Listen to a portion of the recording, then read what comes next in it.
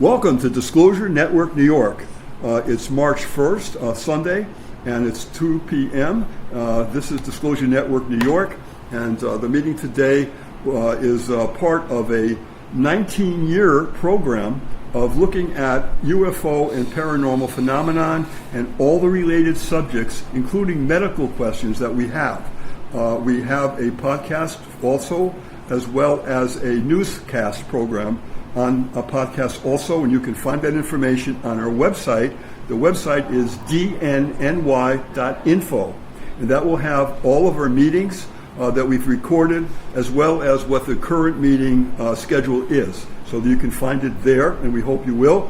I've had some recent communications with people in Europe who have listened to our programs, and so that's very encouraging. We have over 500 people that in the total amount of people listening to us or looking at our podcasts, and we have approximately a couple hundred people who are right now on our dnny news blast. And the news blast is simply news current that people from our membership as well as others have chimed in and said that your members need to know about this. It's current.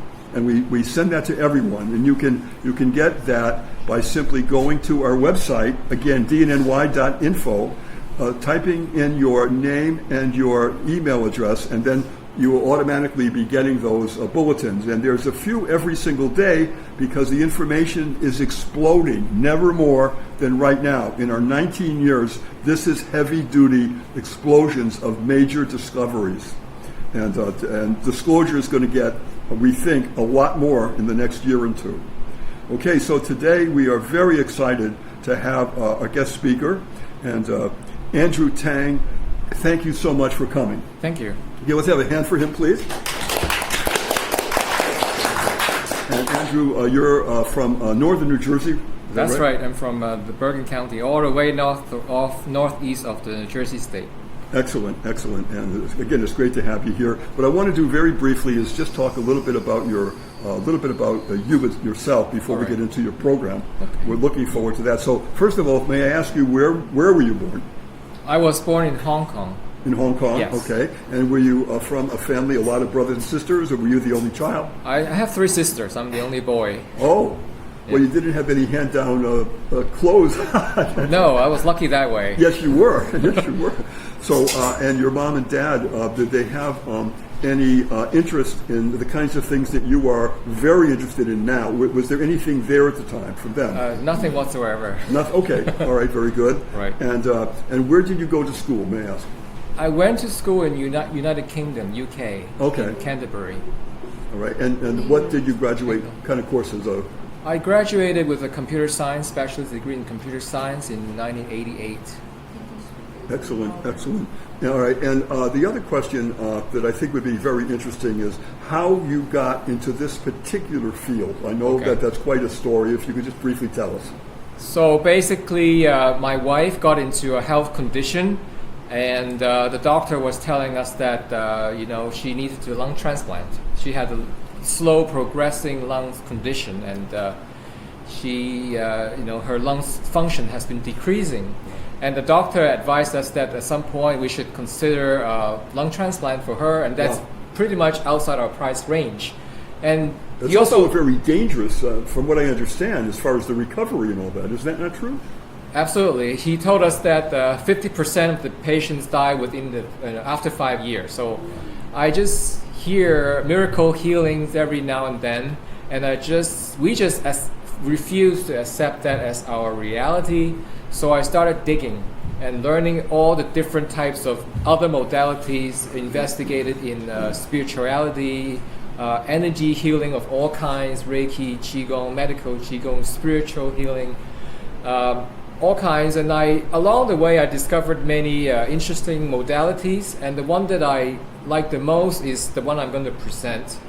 And along the way, after that, I continue learning, and I'm still learning today. I'm picking up many skills along the way. I'll have more to share as time goes by. Right, and you've been, you told me that your clients are now numbering about 60 that you have had some Yeah. sessions with. So that's a About pretty long list there. 70 now since we last spoke. Yeah.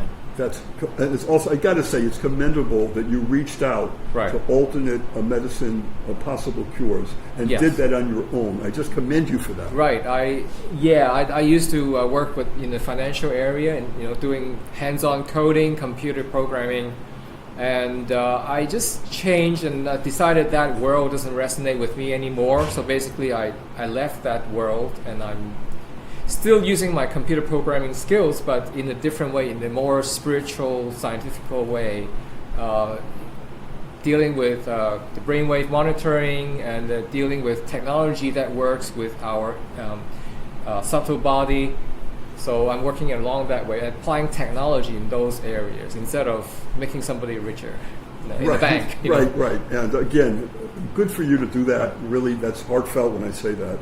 And the fact that you went into an area that you hadn't really had been formally educated with at all. You're educating yourself, and you plunged yourself into some deep studies, and then you applied them to your wife, who was very sick, and things started getting better. Yes. She started getting better, and she has the energy to yell at me, so that's a confirmation that she's doing well. Then she's feeling just fine. Okay, Yes. good for you. All right. Right. Well, thanks for sharing that. And She doesn't yell at me that much, though. Just once in a while. I'm sure. We'd love to meet her sometime. Okay. If you want to come. So your talk. Tell us the title of your talk. It is about understanding how we can reclaim the healer within ourselves so that we can bring healing to ourselves. We all have that healer within us, so it's my passion to bring that healer from within. Excellent. Help people reclaim that. So how did you then, you applied it to your wife, obviously at the very beginning. Yeah. And then how did you find others that would require your service? How did that happen? The spirit just sent people to me. I don't know how. Oh, okay. But it could be word of mouth. I mean, that's certainly one. Probably, yeah. And Word of mouth, and people just find me on the website. I don't know how they find me. But Oh, tell us, the listeners and the people here, what is the address for your website? it's andrewqhht.com. Repeat that slowly. Andrew, ANDREW, QHHT.com. Okay, excellent. Okay, excellent. So, all right. So, please go ahead with your program. Okay. So I'll just start with the question of who knows you best. So, who do you think knows you the best? Do you think maybe your parents will know you the best? No. Maybe your sibling? One of your siblings, or maybe your spouse. Only we know ourselves. Huh? Ourselves, right? Okay, that's good. At least none of you thought about our leaders of the world. So that's good. So ourselves knows us the best. I would agree with you. So let's talk about who are us, who are we, right? So the question is, let's examine what are we composed of. When we think about what we are, there are many levels of us. So first, there's a divine within us, which is the divine energy, the divine light that started life. That's within the core of every one of us. And then the next thing is then we have our spiritual self, which we also call the higher self.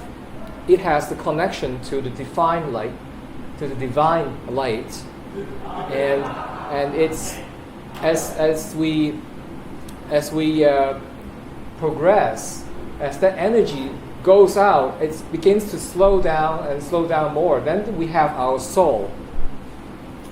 Then the next level down is our mental self, which is our mind, and then the emotional self, which help us feel our thoughts, and then the next one is our etheric or energy self, and then the last one is the physical self. And you can see the energy, the divine light. No, let's go back. Not yet. The divine light comes from the center of us, And as it expands out, the frequency, the vibration slows down. In the end, at the lowest state is the physical self, is our body, is the physical world, right? And in between, we have our higher self, our soul itself, our mental ability, an emotional body, and our etheric body. So let's talk about the physical self, the physical us, physical you.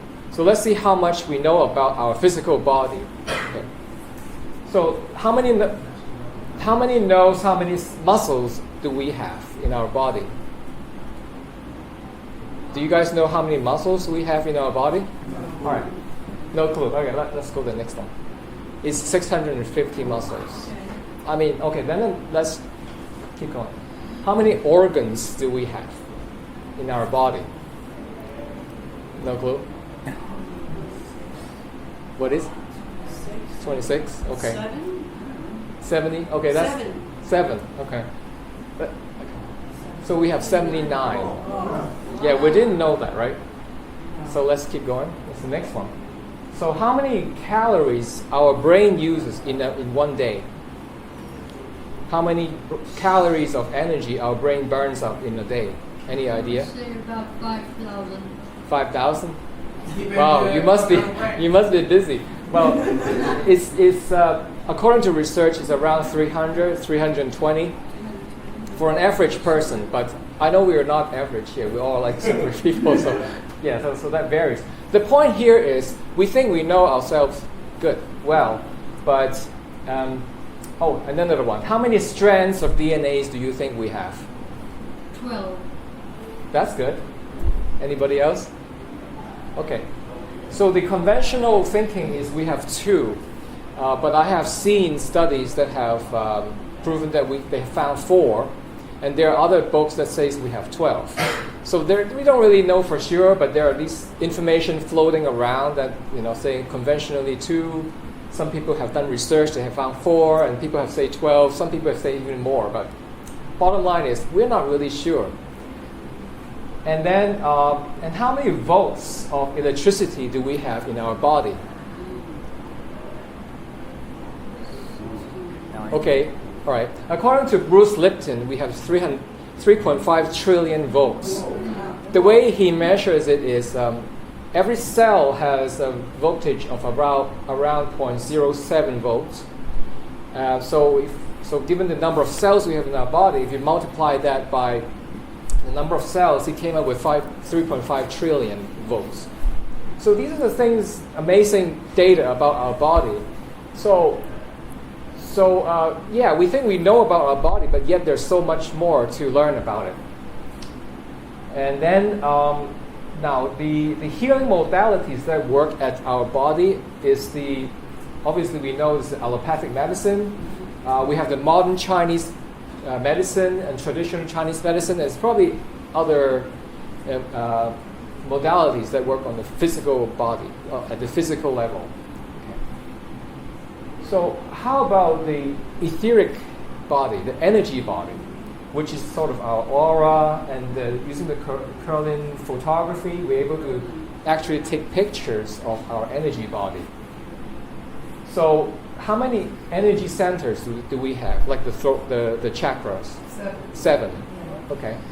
7 may, but there are smaller chakra enter through the body that may be smaller than the regular chakras. Exactly. So the traditional Hindu study says there are 5, but then the Buddhism tradition says there are 7. And I just searched on the internet the other day. Some people say we have 114. So basically, we have many big and small chakras throughout. And then, and how many main meridian circuits do we have? Do you think? Okay. According to Chinese medicine, we have 12 meridian circuits. And okay, keep going. And what modalities work at this level, at the subtle body level? What modalities work in that level, do you think? Reiki, yeah, that's a good one. Okay, that's a good one. So all kinds of energy healing modalities, including Reiki, reconnective healing, and probably a bunch of others. Qigong, acupuncture, acupressure. There are people who use technology to work at this level also. I know of BioWell and other vibrational technologies out there today. So definitely we're making technological advances in working with our energy body today. But traditionally, it has been like using other healers, energy healers, to help us with that. Okay. So that's the etheric body. Okay, let's go back to the etheric. Let's go back to the etheric first. So the etheric body, the energy body, is sort of the bridge between the physical and the non-physical part of us, right? So its job is really to help us. Let me start again. So it has the ability, the etheric body has the ability to turn on and turn off genes so that our internal state in other states, our emotional, our mental, our spiritual well-being, our state in those levels are reflected in the physical. The etheric body's job is really to translate our state in those higher states into the physical self. So, and the way it does it is by creating an environment so that it will cause genes to turn on and off in our DNAs. So that that's why how our body can form to have arms and legs and fingers, because we have the DNAs, we have the same DNA all over our bodies, but yet the cells in here, at my fingertips, was formed like a fingertip. And the same DNA over there at my feet became a feet, right? Because the etheric body is telling the genes to turn on and off in such a way that it forms our physical body, right? So the etheric body is very important, because it basically help our soul manifest into a physical shape. Okay. So the next level up we saw is the emotional self. And I searched around and I found that the description from this person, Teal Swan, was really good. I really resonated with it. She said, an emotion is a physiological experience of a feeling. And because of the emotional body, man of people is able to experience their own thoughts. So now with the emotional body, we can feel our thoughts. When we have thoughts, it causes the emotional body to create the appropriate chemicals and hormones so that it triggers a physiological effect that our body can feel. Like it may create cortisol and we feel love and happiness. It will create other hormones that will cause us to get into other emotions like fear and happiness and other types of emotion. Because we have our emotional body, we are able to feel. We are able to feel our thoughts and kind of experience that thought in our mind. So, okay. So this is her description. There's a lot in here, but basically I just summarized it. Because we have our emotional body, we are able to experience our thoughts. This is from her, and I think this is a very good description. So now the quiz time again. See how much you guys know about the emotional self part of us. Okay. So what are the high vibrational emotions, do you think? Love. Love, good. Joy. Pain. Yes, okay. Fear. Okay, well, fear is the opposite end of the spectrum. So, like the highest would be like peace, joy, love, and enlightenment. What about the lowest vibrational emotion? The lowest one, fear, Do you think anger. Do you think that's? I would think that fear would make you vibrate just as strongly as anything, even if it's negative. But yes, strongly, but on the negative side. Yes. But the lowest one, according to research, is guilt and shame rather than fear. Guilt and shame is probably the lowest of the low. Okay, let's keep going. How many? Come on. How many? What is the percent of physical ailments that are caused by emotions? Stomach problems? But it's not a percentage. What percent? Oh, about 80%. 80%. Okay, Yeah. 100%. Yeah.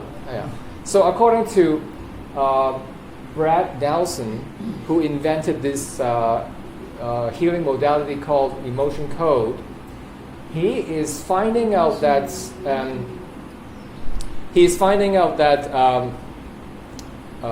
basically nearly all physical ailment is one way or the other, directly or indirectly, caused by emotions or emotions trapped within us. So let's say, 25 years ago, something happened, and something bad happened, and we have some bad emotions trapped within us. Today we might have forgotten about it, but that trapped emotion is still within our body, it's still resonating somewhere in our aura, it's still affecting us, and it will cause our etheric body to go unbalanced, which causes problems in the physical layer. Could it come from another lifetime before that too? That too, yes, from another lifetime as well. So basically, he is saying that nearly all of our physical ailments today is caused by emotions, some way, somehow, directly or indirectly. Okay. So this is Brad Nelson, and this is his book, and so I have to give credit to him because he did a lot of research on the emotion code and how to use magnets to clear our emotions, the trapped emotions within our soul. Okay. So the next level up is the mental self, which is basically your mind. So now quiz time again. So how many thoughts do you think we have in a day? Thousands. More than that. Yeah, more than that. Millions. Millions. Okay. Yeah, maybe for people with active minds, probably. So the research they have done is it's between 12,000 and 80,000. I guess it's a wide range because depending on how they measure it, the individual they surveyed, but basically it's a large number. And even conservatively speaking, 12,000 in your waking hours is like one thought every second. Every second you have another thought. Every second. So that's just a lot of thoughts. Okay. And then, how many percent of those thoughts are negative, do you think? 60? Okay. Anybody else? 50%. 50%, okay. 75%. 75%, all right. Cool. It's 80%, you're closest. So 80% of our thoughts are negative, and we have thousands of thoughts, like a thought every few seconds, every 1 to 3 seconds we have another thought, and 80% of it is negative. And then how many percent of those thoughts are repetitive thoughts? What do you think? A good 60. A good 60? Okay. 80? 80%, all right. Anybody else? Okay. It's 95%. 95% of the thoughts are repetitive, and 80% of that is like negative thoughts. So we're not doing that well. Now, but that's just only for an average person. We are not average people here, so we're all good. I'm sure we can do better than that. So the bottom line is, okay, another one. How much sensory information is registered in our brain per second, do you think? Like from our eyes, our touch, our hearing, taste. How many bits of sensory information comes to our brain, do you think? It just depends on the individual. Okay. But good 75 to 80%. Okay. All right. So according to the Britannica Encyclopedia, it is 11 million bits of information per second. Per second. Every second we have 11 million bits of information. I have seen higher estimates of 40 million, but I'm taking the the conservative estimation. So basically, there's a ton of information coming out of our eyes, our touch, our skin, smell, hearing, and everything added up together is about 11 million bits of information. So I wonder how can we consciously process that amount of information? It's almost impossible. So it almost begs the question of, is there a part of us that is not outside of our awareness, outside of our consciousness, and is able to process all this information for us unconsciously, subconsciously, right? So we don't have to be overwhelmed with all this information, right? So that we can focus on doing washing dishes and stuff like that. Okay. Yes, next one. Okay, so now what modalities work on our mind level? What do you think? What kind of healing modalities work at this level, at our mind level? It depends individually upon what is being worked or whether the mind is more quieted through meditation. Okay. Yes, meditation will work. Yeah. That's a good one. Okay, let's go. I just put it, your local strength around your neighborhood. The psychiatrists work on this level, and also belief systems, like all forms of religion. They play with your mind. They work at your mind level, and so whatever resonate with you, even meditation, if it works, if it resonate with you, yes, that will help you at the mind level also. I'm sure there are more. I'm just putting a couple of that came to my mind immediately. How did they arrive at 11 million bits per second? How was that arrived at? In what way? I just went to the Britannica Encyclopedia to get it. I can give you that information later. But they have done information. They have done experiments with, I guess, EEG and other measurements and tests to figure out that information. And what is every bit? Is it electrical? Is it some high energy thing or what? I think they treat our sensory from the eyes and touch like it's computer input. They translate it and describe it in terms of if we were going to do it with a computer, how many bits of information we would get if our mind is a computer. That's how they measure it. Right? So that's how they got this estimate. Okay. So then the next one is our causal body. Basically is our soul. Our soul has the information about why we are here, what we have learned in all our lives in the past, and what are we here for? What are we trying to learn?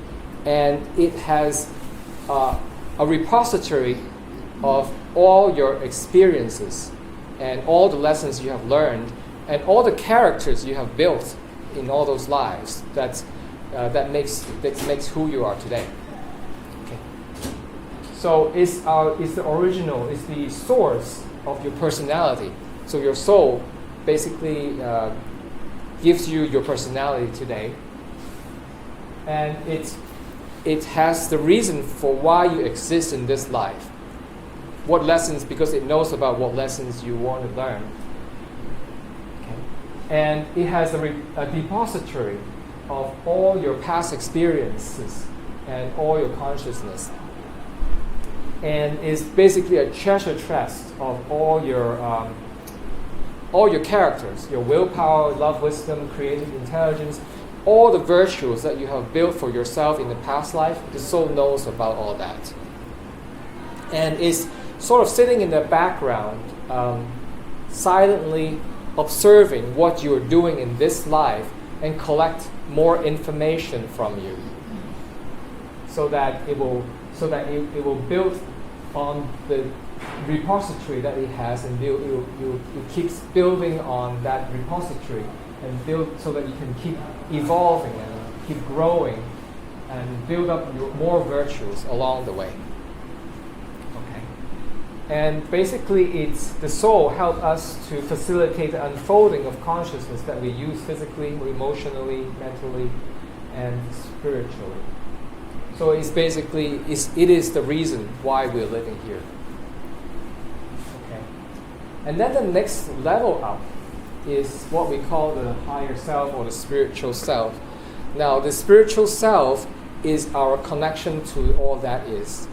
We call it God, and there are many names for it. Basically, it's the source. So, and also, okay, let's go. So it is the origin. It is where your soul originates from.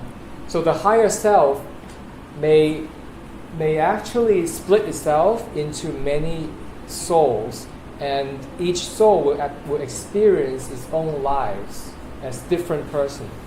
So a higher self may be manifested as multiple human beings, multiple people, each experiencing their lives individually, and all that information go back to this higher self. And then from that point it goes to the source. So it's like a major hub of information. It can be connected to multiple human beings as well. Go ahead. Just back up a little. Keep your voices, please, very high up so we can record this. Okay. That, or what you said, different personalities or different energies from other lives, is that in one life, experiencing the different, I mean, in other words, if I came from Egypt and then my soul came back in another life to something else, I mean, I would bring all that back in perhaps this life somehow, Yeah. spurts of it, Right. or remember spurts of it. You may not remember it, consciously you may not remember it, but the soul has that information. So am I living a little bit through that lifetime as well as this lifetime? You're building this lifetime. You'll be building on the lessons you have learned in the past. So it's like, we go from 3rd grade to 4th grade. Right. We're never the same after we go through 3rd grade, because now we're building on the knowledge, on the lessons that we have learned in the previous grade. My point about higher self is that the higher self doesn't need to have a one-to-one relationship between higher self and person. Higher self can be split into many souls, and each soul can experience life on their own. But they're all your souls, They could be all joined back at the higher self level. higher self level. Yeah. Question. Yeah. Can we go on? Well, Go ahead. I'm wondering, the pituitary and the pineal, which is the highest in the crown, have they been analyzed in any way, or measured, or whatever?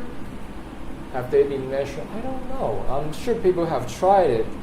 I don't know the answer to that. I would guess they have done some work to measure it. Well, would you say that the pituitary or the pineal here, the crown, would you say that is the highest of the energy for the soul? I mean, that's an organ in the brain, right? It's I don't know. I mean, I wouldn't think of it like that. Hold on. So let me think about it. So the pineal, as far as I know, is an organ that lets us tap into other frequencies and dimensions. So I don't know what's exactly the relationship between that and the soul. I was just going to comment that the pineal in certain spiritual systems is comparable to a chakra or to an energy center, but you mentioned that. Yes. And that's what she's asking. Okay. If there's been any scientific evidence of that type of function. I think that's what you're getting at, Betty? Oh. Well, more or less, Carol. Yeah. Also, I'm reading a very special, highly metaphysical book, which says that altogether we should, whatever we do or think or want to do, we should be heart-centered. Right. Our lives should be, it says, heart centers as the major source? Yeah. Yeah. Because I would agree with you. There's no right or wrong. There's no requirement that we have to do it.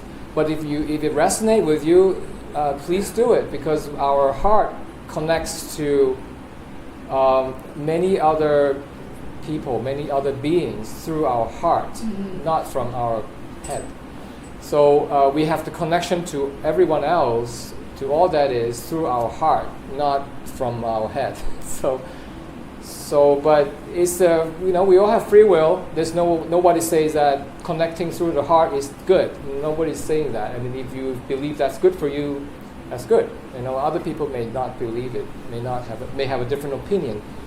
So but definitely, if you choose to connect to other people, you would connect through the heart. And actually, I have other. Okay, let's keep going. So the higher self is the part of you that is not influenced by your karmic experience, by your life experience, because the higher self is sort of like sitting in the background, observing all these souls experiencing their lives, and it's really learning from what they are experiencing, from their experiences. And it connects to the source, and the source is also watching and learning. Is curious to know what could be more, what could be possible with all this life experience. What this duality can mutate into. The source is very interested to know all that. I just want to make sure I understand that. Are you saying that whatever our experiences are down here that may appear, if we're disabled or we have some sort of, issue, that from the point of view of the higher self, it's all good because it's all, is that what you're saying? That it's all contributing to the larger picture. So what, we may, let's say we're crippled, we experience that as a limitation, but actually from the point of view of the higher self, It's neutral. So that's what you're. That's what I'm saying, pretty much. That's pretty much what I'm saying. It's neutral. Yeah. It's all okay. Nothing is bad. Nothing is good either. Because when you think about it, what we consider as bad is a creation of the source as well.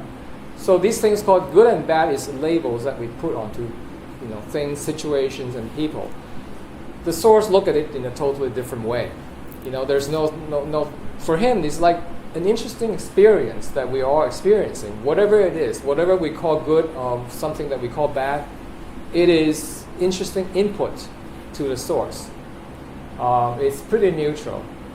So we have our own opinion. So what you say is good, I can see as bad because I look at it from a different perspective, right? I may be the mass murderer, and you say other people will say that this is bad. But if you look at it from my perspective, I may have a different opinion. So what does the source do with all this gathered information? What's the purpose of gathering it all? I don't know. Okay. What do you think it is? I don't I'll know. make a suggestion. No, wait. Okay. God doesn't like to die alone. Okay. Again, please speak up, because we have a microphone on the other side of the room, and we want the people listening to be able to hear everybody. So speak up in your loudest voice, please. Basically, I'm saying God doesn't like to die alone. That's true. Yeah, and another quote that I read from a spiritual teacher, he said that we're all a dream in God's mind. We're all dreaming in His mind. Yeah, it's very similar, I Yes. guess. Yeah. So my understanding is like God, before He split, the source, before He split Himself up into, or itself up into many different pieces, it's just Him and shining the light from Him outwards. And there's just literally nothing out there to reflect His light back to Him so that He could see anything. So to Him, or to it, it's dark. There's nothing out there to reflect light, so He couldn't see anything. It's like dark. He's just wondering, is there more to it? It's like, it's all darkness to Him. So So he started created this thing called duality. So he started separating and dividing. So that he can see the contrast, right? So that he can now see. So now light can bounce off, and then bounce back to him, so he can perceive and see, and it goes from there. So it split itself into souls and higher selves and whatnot, and it keeps splitting. And people, into individuals, and the energy slows down and become manifested in the physical world, and people experience their lives, and all this permutation comes along, and it's just a very interesting experience. Okay, go. So they define you. So within every one of us, there is the original spark of light or energy that we are made of. So that is still within us. It's not somewhere out there. It is part of us. We're made of that. We still have it. And through that light is how we connect back to the source, because we're really part of it. So having done this quick run-through of the different levels of us, from the physical to the etheric or energy, emotional, mental, the causal, the soul level, the higher self levels, spiritual, and the divine. So going back to the original question, who knows you best? Then you may perceive this question in a different way now, because it's a loaded question in a way, because it depends on what level you're talking about. We thought we know our body well, but there are so many things we still don't know. We thought we know about our emotions, but there are still so many things we don't know. We thought we know about our mind, but we don't know there's so many things going on in our mind, and we don't even realizing. And so that kind of backs the question that, like I said before, that there is a part of us, within us, that is not within our consciousness, and it does know about all these things. It does know everything about us in detail, in all levels, but it's just not within our consciousness, right? So that's what we call the subconscious. I'm just grouping it all together, call it just the subconscious. The subconscious could be part of your etheric body, could be part of your emotional body that lets you feel your thoughts. The subconscious could include part of, your soul, your higher self, and even the divine. I'm just grouping it generically and call it the subconscious. And it is the silent observer that looks at what you're doing, looks at your thoughts, is aware of everything that's going on, but is observing in the background silently and collecting data, collecting information, collecting your life experiences, collecting your feelings, your thoughts, your emotions, and is building up that repository of all your consciousness and experiences and virtuals in the background. So that's your subconscious. So when things go wrong, when you are not feeling well, who do you think would be the best person to go to for help? It must be the subconscious, right? So because it knows everything about you, it may not be your doctor, it may not be your friend or your spouse, but it's your subconscious. So the subconscious, like I said, includes the soul, your higher self, and even the divine. So I'm including all of that and call it the subconscious. And when you think about it, when you feel pain at the physical level, that pain probably has been there for a while. It may have originated in an emotional level. It may have originated from the mental level. Maybe you had a false belief of some kind. And that's manifested when it manifests as a problem in the physical level, you experience as pain. One of the things I wanted to point out about false belief is that I read a story about a guy. In summary, basically the doctor or the hospital gave him a misdiagnosis, and he believed he was going to die. And basically, the doctor told him that, you only have a few months more to live. And then he said, "Oh, doctor, help me! I just want to live until Christmas. Let me let me get past Christmas." So he got past Christmas, and then he died on time shortly after New Year. The interesting thing is, after he died, the hospital did an autopsy on him, and they figured out that whatever that was causing it is actually not there. They did a misdiagnose. They did a scan on him or X-ray on him or something, and they thought they had cancer. They thought he had cancer, whatever, on his left side, and in fact he didn't have it. But yet he believed he was going to die. The people around him believed he was going to die. The doctors told him he was going to die.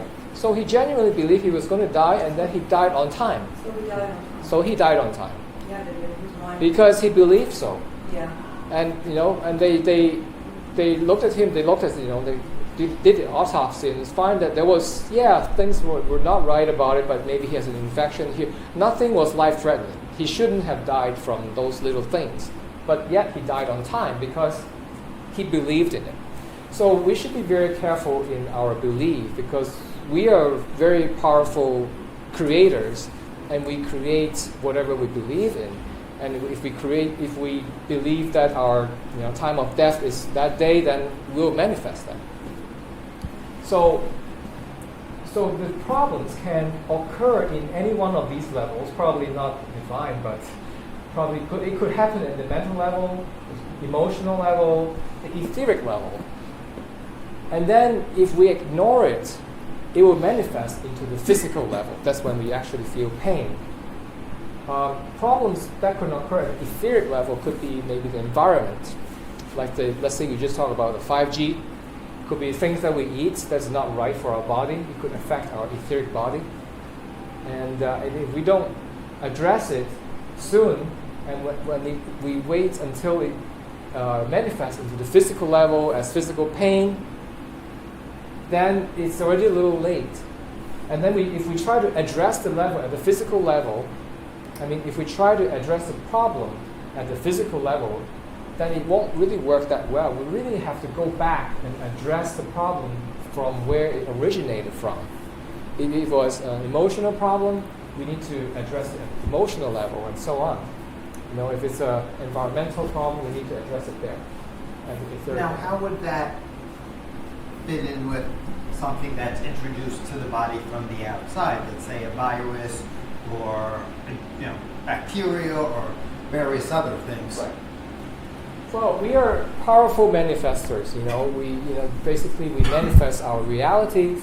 We are responsible for our own well-being. We are supposed to have high energy, high vibrational frequency and emotions, so we don't attract negativity into our lives. But what happens when we have fear? Whatever we're fearing will manifest into our lives. We are fear that if I have the fear that I'm going to run into a bad person, then chances is you're going to, by law of attraction, your frequency matches with that person. You come together, and you may meet that person. So our life circumstances could be affected by our belief, by our emotions, because it attracts those things. So if I believe I'm going to catch a virus, I may actually manifest that in my reality. And so, does that answer your question? Sort of, but I can see. Yeah. Sort of. So we are kind of responsible for our well-being, not just at the physical level, with our physical body. We should keep a high vibrational emotional state. We should stay there, high vibrational emotional state, so that we don't attract negativity. And certainly the news media is not helping. It's like broadcasting fear left, right, and center. I know I've heard and witnessed parents saying about their children, she's the smart one, he's the creative one, and the other one is not that bright. and they're saying things like that in front of their children, which is imprinting on their children that what their perception of the child is. But I think at the same, I'm asking you, but would that imprint on the child that, okay, that's who I am, and therefore That's act what you're supposed accordingly? to be. Yeah, that's what you're supposed to be. That's what the child is supposed to be. That's what they're saying. That's at the mental level. It's a belief thing. It's a belief system that the parent is imprinting on the child. So that belief system can cause problems in the emotional, etheric, and eventually physical level. So to fix that, we really should go back to where it started, right? To try to address it at the physical level is not really very effective. So my point here is, okay, let's go. So my point here is that how do we get sick is that we can get sick or our body may not feel well. The origin of that can be at different levels. Okay. So I want to point out this book by Julia Cannon, who is the daughter of the QHHT founder. What she said is our body gives us pain, gives us discomfort, and it is really a language that is used by our body to tell us a message. All right, so it's using pain and discomfort to tell us a message. So the interesting thing is, if we get the message, if we receive the message, and if we do something about that message, then there's no need for that discomfort anymore, right? So let's say I bang my head on the wall, and it gives me pain. It's basically telling me to stop it, don't do it, right? So it's giving me feedback, so that if I act on it by stop banging my head on the wall, then the pain is no longer needed, right? Or sometimes it could be more literal. Sometimes it could be that the soul is telling you that you're not going in the right path in your life. And it may have probably trying to tell you, in a more gentle way in the past, but you kept ignoring it. So that probably would manifest itself as an accident when you may hurt your leg, so that you literally have to walk slower. It literally blocks you from walking in the wrong path. So sometimes our body works with us in a very literal way by giving us discomfort and sometimes pain. And it is really a message that we need to pay attention to and try to understand what the message is about and act on it and correct it. Okay, so all right, so that's how do we get sick. Let's keep going with that. Yeah, Forrest kind of gone through that. So keep going. So I was thinking, so how can we get in touch with that subconscious part of our mind so that we can get the answers? It's like there are many paths leading up the same mountain. There are more than one way to get to it. Meditation, like you proposed, like you suggested, meditation works. Many people do it. Many people do use meditation to get to their subconscious mind and get answers, inspirations, and even healing from meditation. Certainly it's a viable way. Prayers, as we know, prayers are very powerful. It does work if you're, serious about it and be consistent with it. It does help us get a lot of answers and healing. Hypnosis is another way.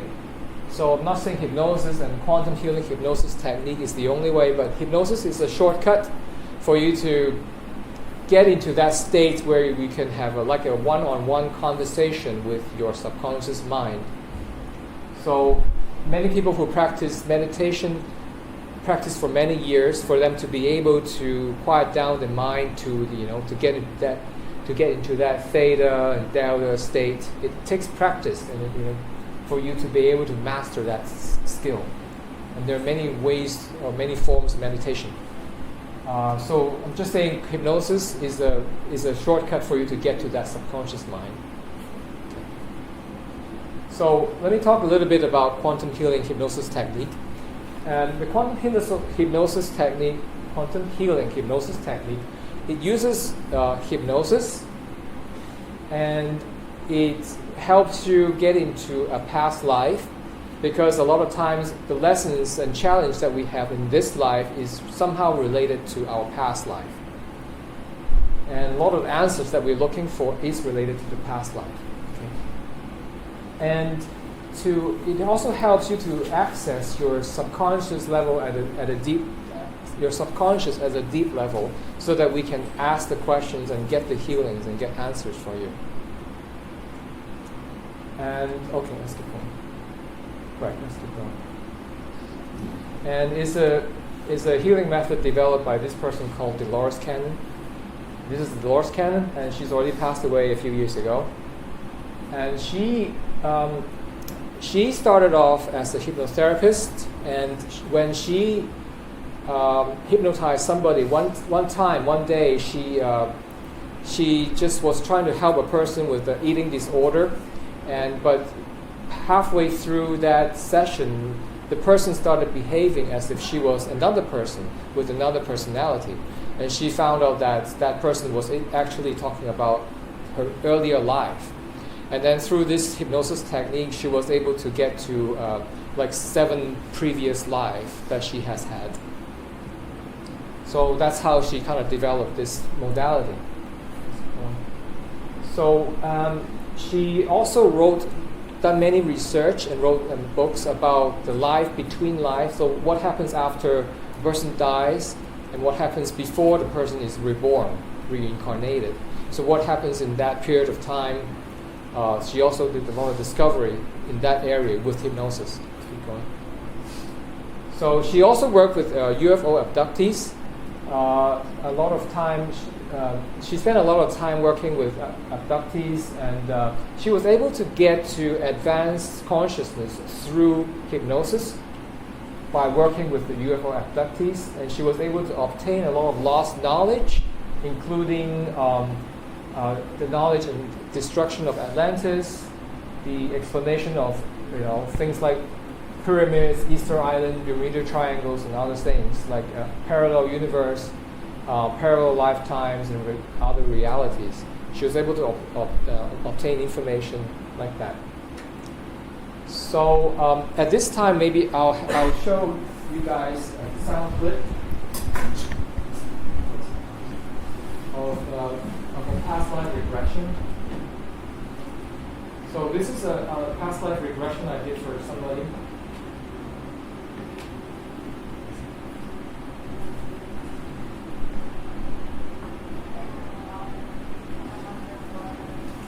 Can you hear? The yellow light went on here.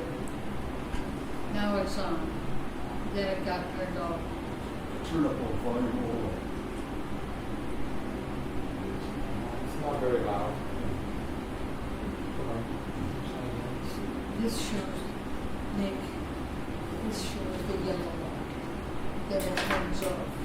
Goes on and off. Okay. There's a yellow light over here. See, look.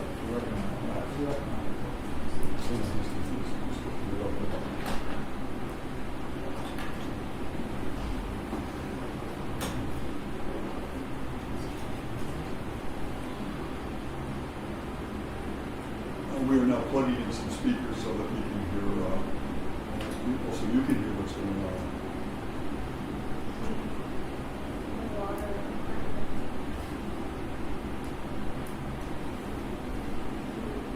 Would you like the light on better to see? Light on. Okay.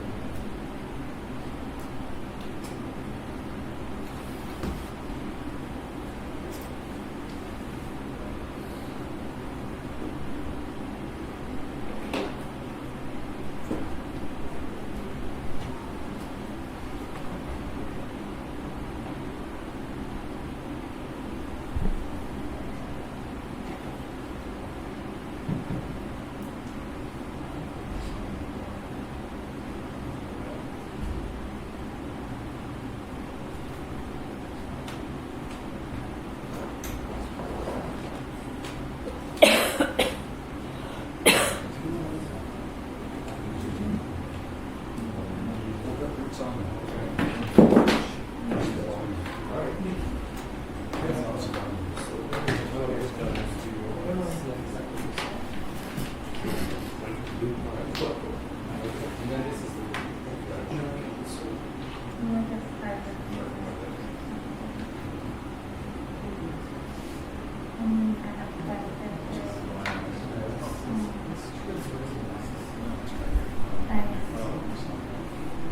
I try to make me feel I'm gonna better. start from here. Okay. Where are your talisman? In the water and underwater.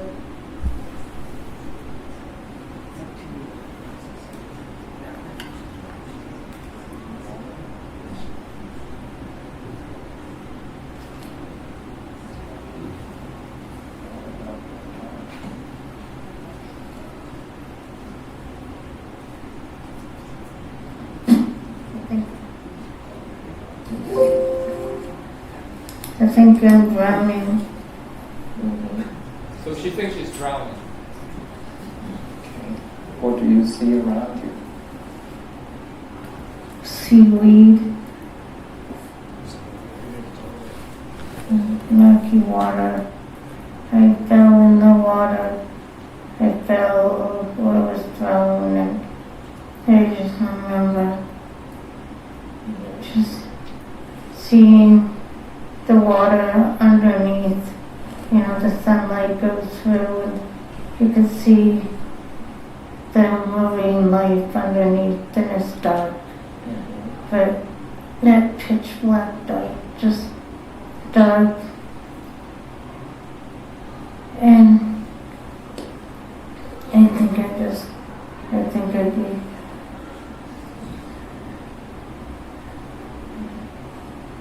just letting the water get into my lungs.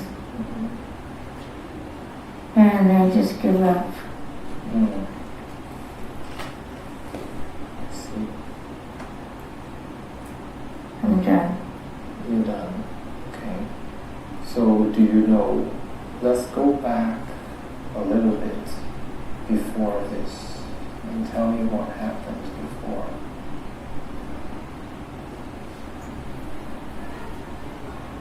I'm married.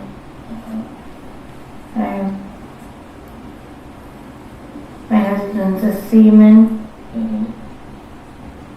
and I'm like a pirate's winch or something. And we've had a fight that day, and I try to make him feel sorry for me, you know, because he's tough with me. Sometimes he beats me. Sometimes he's verbally abusive. But I try sometimes. Sometimes I fake things. I fake being sick. I fake being sick so maybe he'll feel sorry for me and stop being so mean to me. And right now I'm on the beach and he's kicking me. And he's kicking me, and he's saying, "You faker, you liar, you've lied, you liar, you faker." And he's kicking me, and I'm rolling on the beach.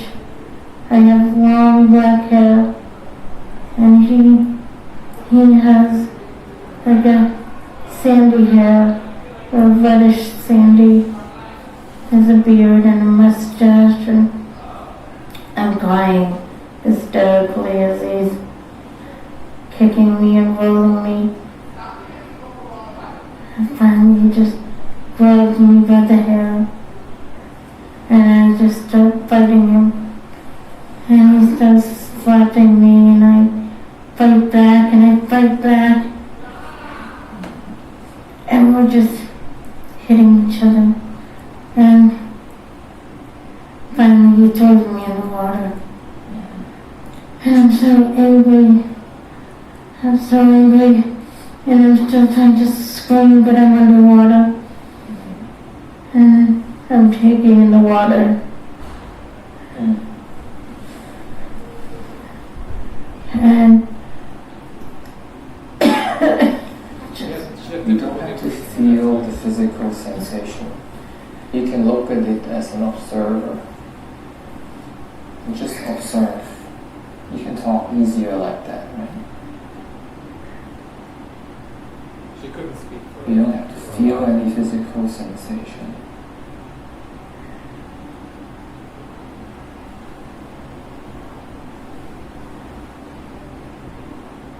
You will not feel any physical sensation. You just look at it as an observer.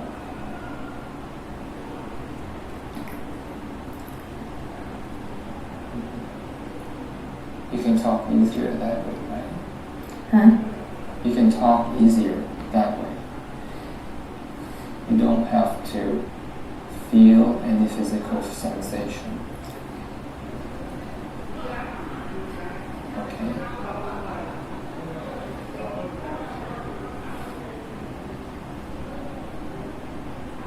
You don't have to feel any physical sensation. You can just observe. You can just observe. It's easier to talk that way, right? Mm-hmm. Let's go back a little bit more and tell me more about that life. Where do you live? On the coast. Mm-hmm. You In live England or Wales, someplace on the coast. Mm-hmm. You live on the coast somewhere in England or Wales. And what do you do? What do you do? I'm a wife. Mhm. So Yeah. it kind of goes on from there. And as you can see, it was very real for her, and she had difficulty breathing. She had difficulty. It was just very real. About that drowning experience was really real, and she was shaking visibly.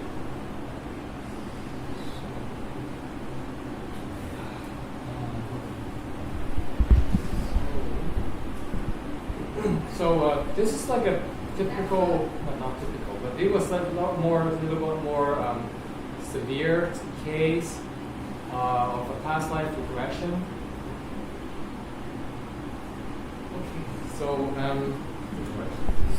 and then usually after the past life regression part of it, I would ask to speak to the subconscious to ask why that memory was brought back to the person. You know, what was the reason why she has to remember that particular scene, and that's because that particular scene has information that can help her in this life, and that's why that particular scene was brought back. It's not any particular scene when we do the past life regression in QHHT. It's not necessarily your immediate past. It could be any number of any life in the past, because that particular one has the answers for you that relates to your challenges today. So that's kind of how it goes with QHHT. Okay, let's go. So a bit about myself. Already done that. So myself is an explorer of human consciousness. I would describe myself as an explorer because I'm interested to know many different things about human consciousness, especially exploring human consciousness with meditation and sound technologies, and also in hypnosis as well. I help individuals. My objective, like I said before, is to help individuals so that they can help themselves. They can find a healer so they can help themselves. And there are a number of things I do. I pretty much have gone through most of it. I also do the EEG, the brainwave monitoring. I'm a Reiki person as well, but I don't really practice that much. I also study the emotion code healing modality. I'm also currently researching in a number of things.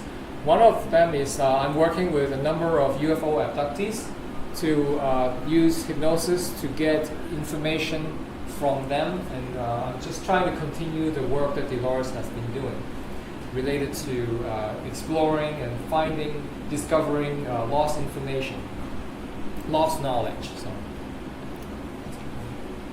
And I also research in biogeometry. Basically, what we call the radiesthesia is a way to work with our etheric body, our energy body, and basically it's a way to communicate with it, to ask our energy body what it needs, because our energy body has a lot of intelligence. So in order to figure out what it needs, the best way is to be able to talk to it and ask, okay, what do you need? What vibration are you missing? Would you like to have? What is it that I should provide so that the energy body can get back in balance? How do you get those answers? By radiesthesis.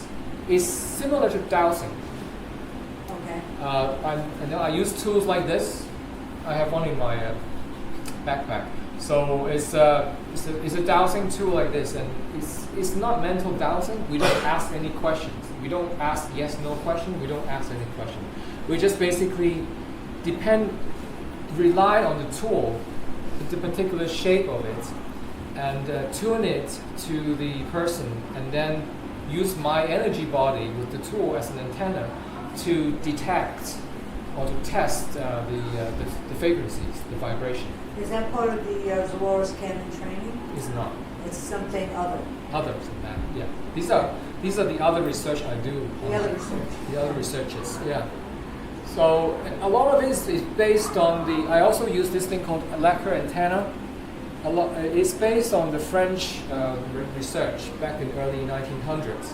They used the antenna to also basically work with the energy body. It has a more, you can see a scale here, you can adjust it, so you can tune it more accurately to the different organs, the different vibration in our energy body to find out what it needs. You can also use this to send energy to the body to bring balance back to the body. So I'm also researching they're both radiesthesia. It's just that this tool is based on the French work, and this one is more based on Egyptian work.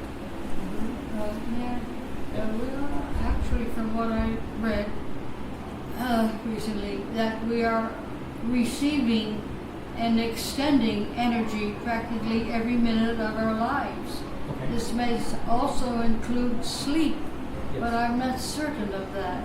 Certain energies we should accept, and other energies it would be best to avoid. Okay. Now, we avoid lightning.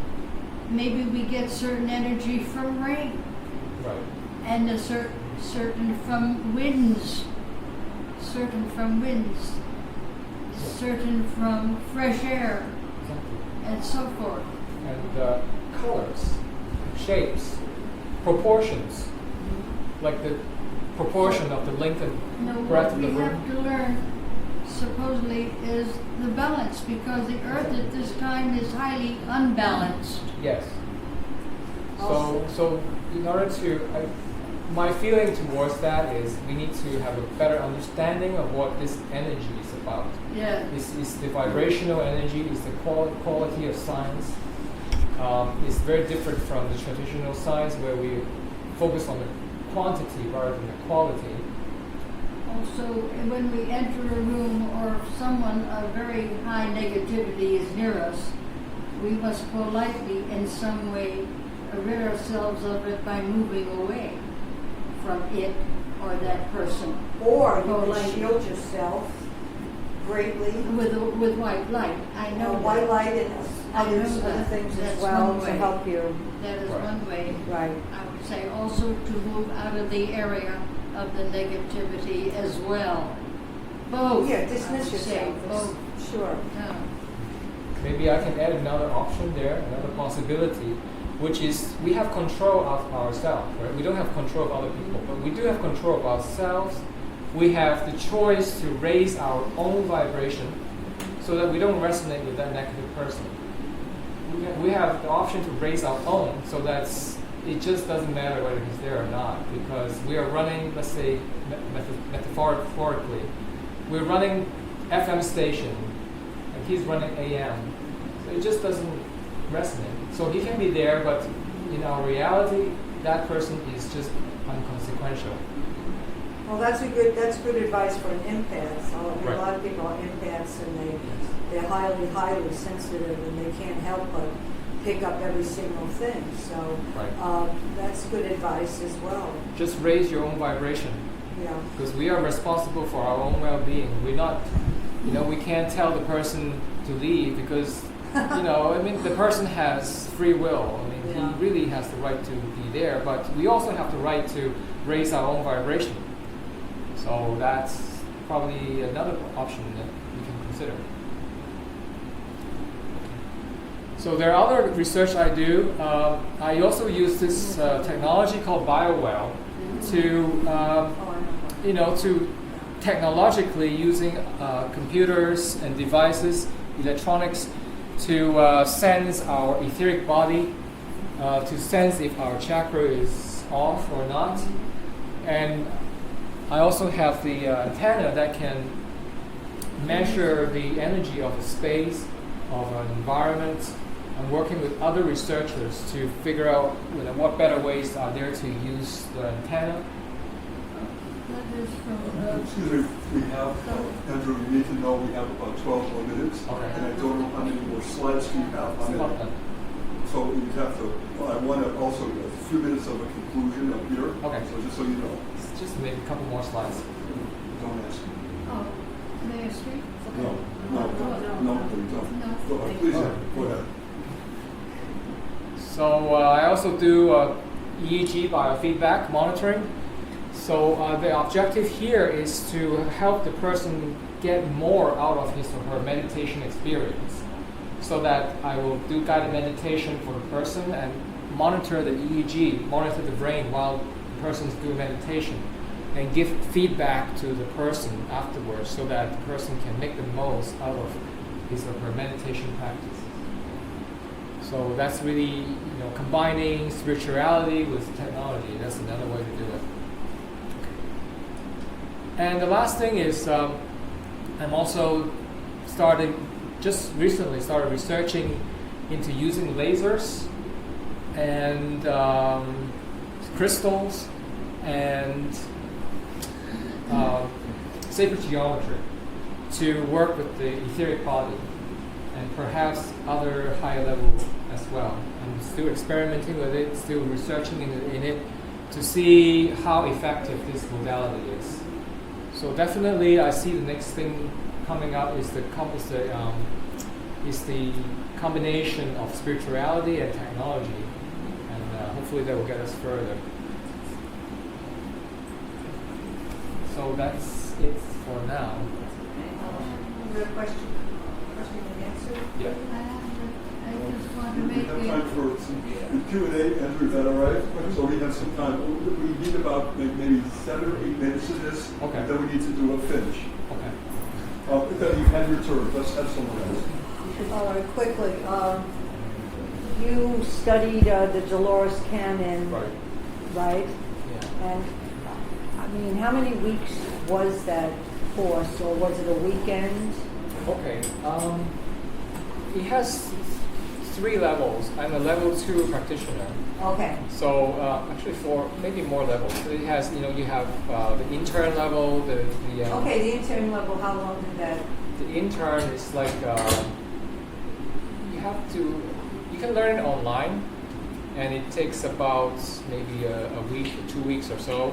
Did you go out of state, or did you do it online? Online Okay. for the level 1, but then you have to have 25 sessions, and then for level 2, you do more sessions and more sessions. Because I read all her books. I mean, I'm really authoritative on her. Right, I just right. never took the course, so I want to get your card later. Okay, yeah. I don't teach QHHT. The only place that they teach is the QHHTofficial.com. QHHTofficial.com. They teach. Because she goes the furthest possible with hypnosis. Yeah. She's the one that's known to do that. Yeah. Where other hypnotists were afraid to I go know. past that barrier. Yes. She brought them out there. That's how she learned about all the ETs and all the connective. Right. Thank you very much. This has been fantastic. Could you talk a little bit more on what you were saying, what the process is with the Dolores Cannon protocol when you're working with a client? You're asking me to give away the magic. Okay, you know it. Okay, so the protocol is basically is an interview to start with. I would talk with the person for a couple hours at least, so that I can understand all the questions and concerns and the question behind the question and so on. You know, what the reason for having that question. Understand all perspective of the concern, so that later in the hypnosis I can ask and dig deeper to the level of details that I know the client will be happy with. Right. So it follows by first is the interview, then we do the past life regression, and then we do the then we ask. I ask to speak with the person's subconscious, and then after that we would discuss, after waking up the client, the subject. I would talk to the person and then discuss about it. Do you take do you tape all of that and then you give it to the client? Yes, it's voice recorded. Voice recorded. And if the client is okay, I would video record it too. I see. So the interview process is a couple of hours, and the actual hypnosis session is like a couple of hours as well? Yes, that's why it's at least 4 hours, maybe 5, or even longer. For one day, all of that together. Yes, 1 day. I have a question. Before I thought it was interesting, like the whole description of the soul is a collection of virtue and like of good things. So I automatically started thinking that we must carry a negative thing that keeps all the negative emotion. What would be the opposite of the soul? Is there anything like a name to it that we would call? I guess it's ego. Well, I don't. Maybe people would say or see it as negative. Whether you call it negative, positive, or neutral, it is just an experience. It's just a lesson, right? So it may be beneficial to you, or it may strengthen you, or weakens you, but everything, whatever label you choose to put, is just an experience. When you, let's say you step out of your life, you look at your life from a third-person perspective. Let's say imagine you do that. So the person breaks his leg. Is it negative? Yeah, there was pain involved, there was a long healing process, but overall he benefited from it because now he learned that he should slow down and not, run around and not watching and fall and broke his leg. So, but if you choose to look from another perspective, wow, it was all that pain and crying and suffering, that's negative. So this thing called negative and positive is all perspective, really.